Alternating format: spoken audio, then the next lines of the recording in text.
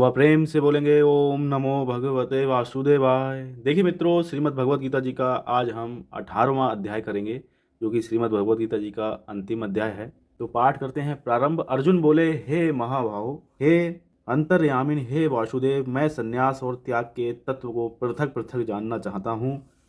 श्री भगवान बोले, कितने ही पंडित जन तो काम्य कर्मों के त्याग को संन्यास समझते हैं तथा दूसरे विचार कुशल पुरुष सब कर्मों के फल को त्याग कहते हैं। कई एक विद्वान ऐसा कहते हैं कि कर्म मात्र दोष युक्त हैं, इसीलिए त्यागने के योग्य हैं, और दूसरे विद्वान ये कहते हैं कि यज्ञ दान और ताप रूप कर्म त्यागने योग्य नहीं है। हे पुरुष श्रेष्ठ अर्जुन, संन्यास और त्याग इन दोनों में से पहले त्याग के विषय में तू मेरा निश्चय सुन, क्योंकि त्याग सात्विक, राजस और तामस भेद से 3 प्रकार का कहा गया है। यज्ञ दान और तप रूप कर्म त्याग करने के योग्य नहीं है, बल्कि वह तो अवश्य कर्तव्य हैं, क्योंकि यज्ञ दान और तप ये तीनों ही कर्म बुद्धिमान पुरुषों को पवित्र करने वाले हैं।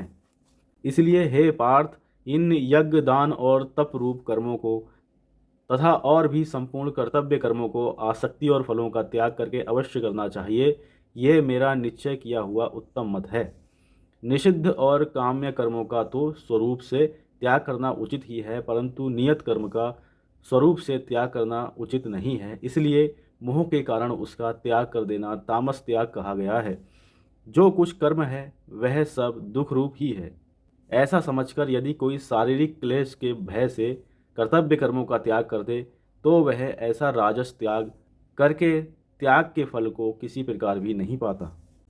हे अर्जुन, जो शास्त्र विहित कर्म करना कर्तव्य है, इसी भाव से आसक्ति और फल का त्याग करके किया जाता है, वही सात्विक त्याग माना गया है। जो मनुष्य अकुशल कर्म से तो द्वेष नहीं करता और कुशल कर्म में आसक्त नहीं होता, वह शुद्ध सत्वगुण से युक्त पुरुष, संशय रहित, बुद्धिमान और सच्चा त्यागी है। क्योंकि शरीरधारी किसी भी मनुष्य के द्वारा संपूर्णता से सब कर्मों का त्याग किया जाना शक्य नहीं है, इसलिए जो कर्म फल का त्यागी है वही त्यागी है, ये कहा जाता है। कर्म फल का त्याग न करने वाले मनुष्यों के कर्मों का तो अच्छा बुरा और मिला हुआ ऐसे 3 प्रकार का फल मरने के पश्चात अवश्य होता है, किंतु कर्म फल का त्याग कर देने वाले मनुष्यों के कर्मों का फल किसी काल में भी नहीं होता। हे महाभाव, संपूर्ण कर्मों की सिद्धि के ये 5 हेतु कर्मों का अंत करने के लिए उपाय बतलाने वाले सांख्य शास्त्र में कहे गए हैं, उनको तू मुझसे भली भांति जान। इस विषय में अर्थात कर्मों की सिद्धि में अधिष्ठान और कर्ता तथा भिन्न भिन्न प्रकार के करण एवं नाना प्रकार की अलग अलग चेष्टाएं, और वैसे ही 5वां हेतु दैव है। मनुष्य मन, वाणी और शरीर से शास्त्रानुकूल अथवा विपरीत जो कुछ भी कर्म करता है, उसके ये 5 कारण हैं। परंतु ऐसा होने पर भी जो मनुष्य अशुद्ध बुद्धि होने के कारण उस विषय में यानी कर्मों के होने में केवल शुद्ध स्वरूप आत्मा को कर्ता समझता है, वह मलिन बुद्धि वाला अज्ञानी यथार्थ नहीं समझता। जिस पुरुष के अंतःकरण में मैं करता हूँ ऐसा भाव नहीं है तथा जिसकी बुद्धि सांसारिक पदार्थों में और कर्मों में लिपायमान नहीं होती, वह पुरुष इन सब लोगों को मारकर भी वास्तव में ना तो मारता है और ना पाप से बंधता है। ज्ञाता, ज्ञान और ज्ञेय ये 3 प्रकार की कर्म प्रेरणा है, और कर्ता, कर्म तथा क्रिया ये 3 प्रकार का कर्म संग्रह है। गुणों की संख्या करने वाले शास्त्र में ज्ञान और कर्म तथा कर्ता गुणों के भेद से 3 प्रकार के ही कहे गए हैं, उनको भी तू मुझसे भली भांति सुन।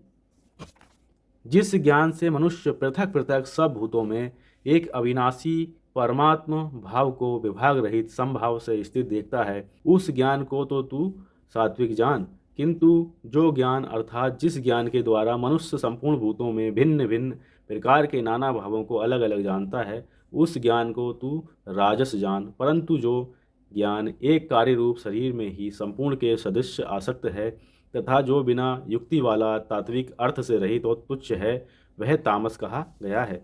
जो कर्म शास्त्र विधि से नियत किया हुआ और कर्तापन के अभिमान से रहित हो तथा फल ना चाहने वाले पुरुष द्वारा बिना राग द्वेष के किया गया हो, वह सात्विक कहा जाता है। परंतु जो कर्म बहुत परिश्रम से युक्त होता है तथा भोगों को चाहने वाले पुरुष द्वारा या अहंकार युक्त पुरुष द्वारा किया जाता है वह कर्म राजस कहा गया है। जो कर्म परिणाम, हानि, हिंसा और सामर्थ्य को ना विचार कर केवल अज्ञान से आरंभ किया जाता है वह तामस कहा जाता है।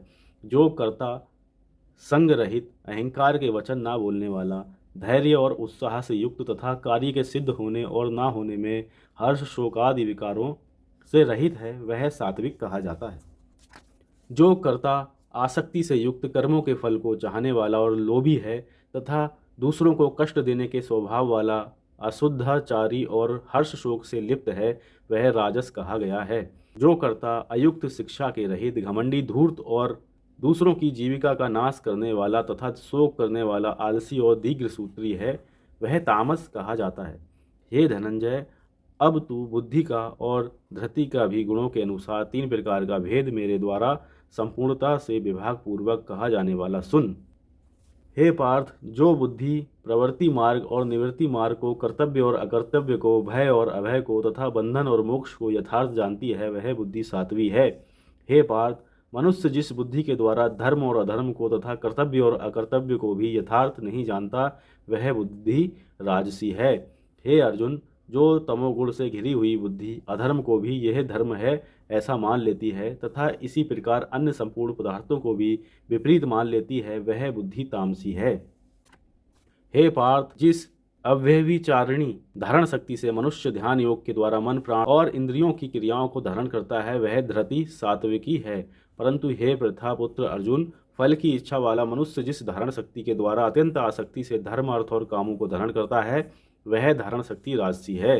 हे पार्थ, दुष्ट बुद्धि वाला मनुष्य जिस धारण शक्ति के द्वारा निद्रा, भय, चिंता और दुख को तथा उन्मत्तता को भी नहीं छोड़ता अर्थात धारण किए रहता है वह धारण शक्ति तामसी है। हे भरत श्रेष्ठ, अब 3 प्रकार के सुख को भी तू मुझसे सुन। जिस सुख में साधक मनुष्य भजन, ध्यान और सेवा आदि के अभ्यास से रमण करता है और जिससे दुखों के अंत को प्राप्त हो जाता है, जो ऐसा सुख है वह आरंभ काल में यद्यपि विष के तुल्य प्रतीत होता है परंतु परिणाम में अमृत के तुल्य है, इसलिए वह परमात्म विषयक बुद्धि के प्रसाद से उत्पन्न होने वाला सुख सात्विक कहा गया है। जो सुख विषय और इंद्रियों के संयोग से होता है वह पहले भोग काल में अमृत के तुल्य प्रतीत होने पर भी परिणाम में विष के तुल्य है, इसलिए वह सुख राजस कहा गया है। जो सुख भोग काल में तथा परिणाम में भी आत्मा को मोहित करने वाला है वह निद्रा, आलस्य और प्रमाद से उत्पन्न सुख तामस कहा गया है। पृथ्वी में या आकाश में अथवा देवताओं में तथा इनके सिवा और कहीं भी ऐसा कोई भी सत्व नहीं है जो प्रकृति से उत्पन्न इन तीनों गुणों से रहित हो।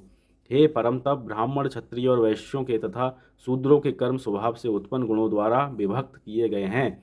अंतःकरण का निग्रह करना, इंद्रियों का दमन करना, धर्म पालन के लिए कष्ट सहना, बाहर भीतर से शुद्ध रहना, दूसरों के अपराधों को क्षमा करना, मन, इंद्रिय और शरीर को सरल रखना, वेद शास्त्र, ईश्वर और परलोक आदि में श्रद्धा रखना, वेद शास्त्रों का अध्ययन अध्यापन करना और परमात्मा के तत्व का अनुभव करना, ये सब के सब ही ब्राह्मण के स्वाभाविक कर्म हैं। सूरवीरता, तेज, धैर्य, चतुरता और युद्ध में ना भागना, दान देना और स्वामी भाव से सब के सब ही क्षत्रिय के स्वाभाविक कर्म हैं।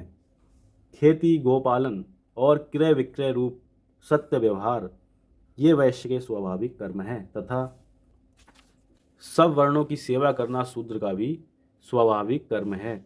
अपने अपने स्वाभाविक कर्मों में तत्परता से लगा हुआ मनुष्य भगवत प्राप्ति रूप परम सिद्धि को प्राप्त हो जाता है। अपने स्वाभाविक कर्म में लगा हुआ मनुष्य जिस प्रकार से कर्म करके परम सिद्धि को प्राप्त होता है उस विधि को तू सुन।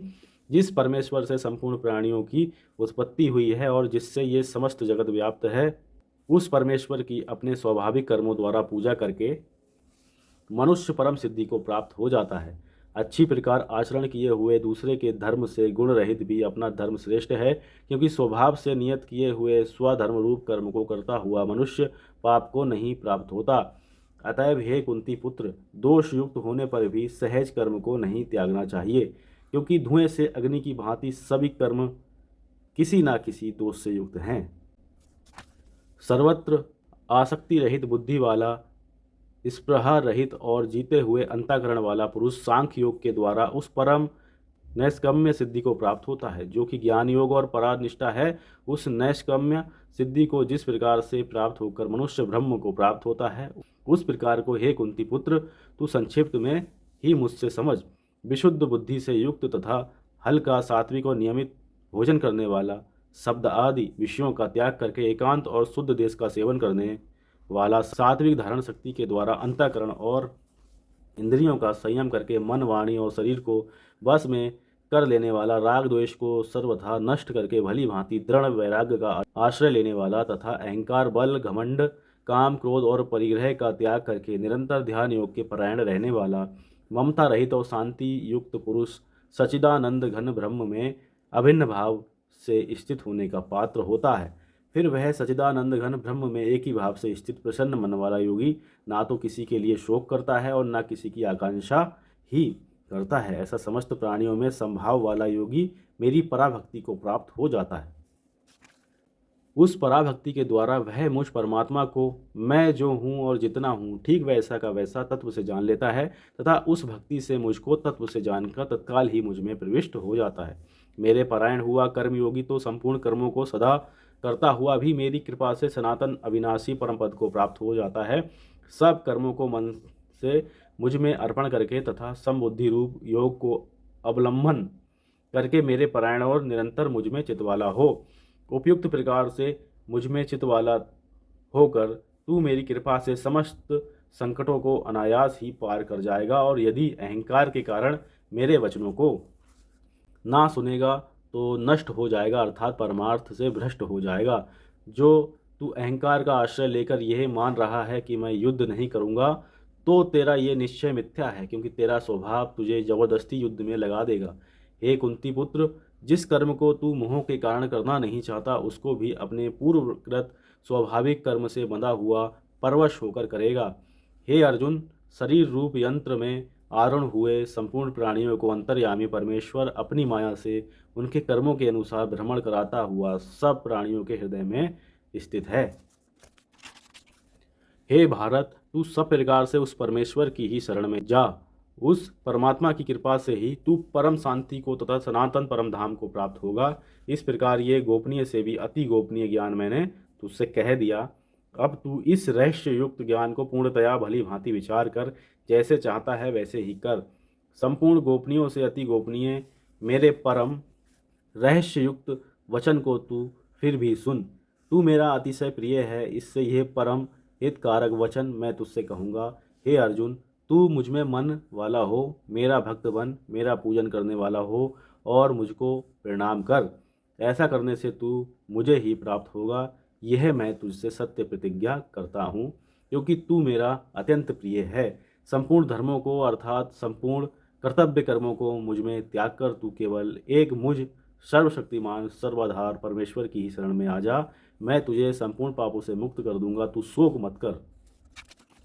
तुझे यह गीता रूप रहस्यमय उपदेश किसी भी काल में ना तो तप रहित मनुष्य से कहना चाहिए, ना भक्ति रहित से और ना बिना सुनने की इच्छा वाले से ही कहना चाहिए, तथा जो मुझमें दोष दृष्टि रखता है उससे तो कभी भी नहीं कहना चाहिए।